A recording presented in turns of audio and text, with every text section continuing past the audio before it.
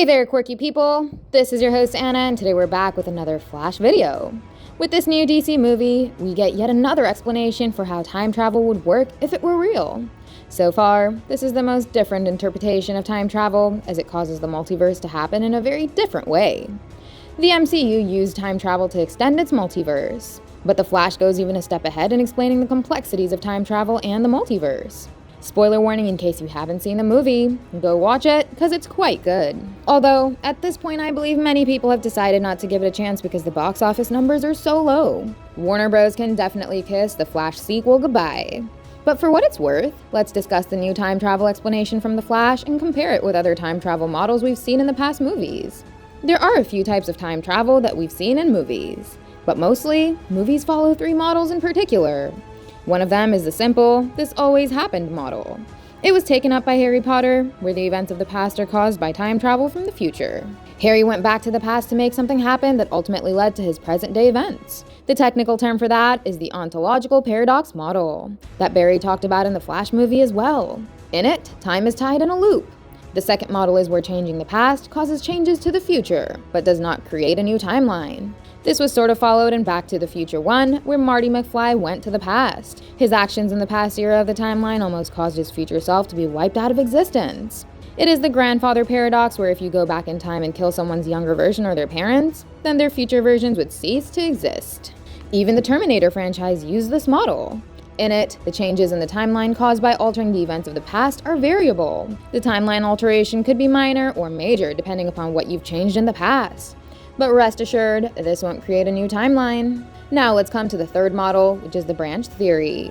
It was majorly used in Avengers Endgame. As Hulk explained, time doesn't work that way. Changing the past doesn't change the future. Instead, a new branch timeline gets created and added to the multiverse. But the Flash took a dig at this while introducing a fourth time travel theory. When Barry spoke to Michael Keaton's Bruce Wayne about time travel, he explained the spaghetti theory. He said that changing one event in the past doesn't create a branch reality from that point in time. Making changes to time causes the present, the future, and even the past to change. So for instance, when Barry went back in time to prevent his mother from dying, he created a fulcrum. He didn't just change the future, but the ripples of the butterfly effect were sent across the past as well. So, he changed the entire history and retroactively created a new timeline in the universe. He did the same when he tried to get his father exonerated. You see, he let his mom die.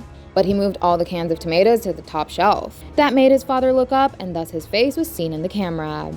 His alibi was verified, and he was proven innocent. Barry thought that this minor change won't be problematic, as it will allow his father to be released from prison and do nothing else to the timeline. But once again, Barry created an entirely new timeline in the multiverse with a changed history. By shifting those cans of tomatoes to the top shelf, he caused the replacement of Ben Affleck's Batman with George Clooney. So, the Flash's multiverse runs like spaghetti. Some timelines run parallel up to a certain extent and converge at certain points in time, while others are completely divergent and carry entirely different stories. Avengers Endgame and The Flash's time travel are largely similar, but have one major difference. In layman's terms, changing the past in Endgame would only create a new branch timeline with a new future.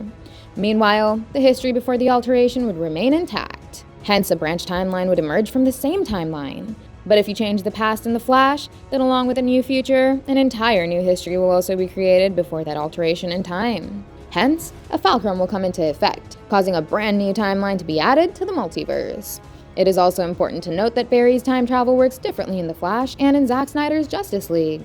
Over there, Barry's powers were insane, as by running faster than the speed of light, Barry could practically reverse time. When Earth ended, Barry entered the Speed Force and ran so fast that he pulled back time itself.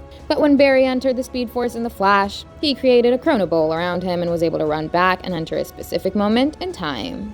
So, Barry's time travel powers work very differently in the two DCEU movies. But now, we are sure that neither of these DCEU timelines will have any futures, as James Gunn's new universe will come into play. And it won't have Ezra Miller's Flash or his time travel rules in it. Okay, that's all for now. Hit those like and subscribe buttons if you enjoyed our explanation. Goodbye, and I'll see you in the next one.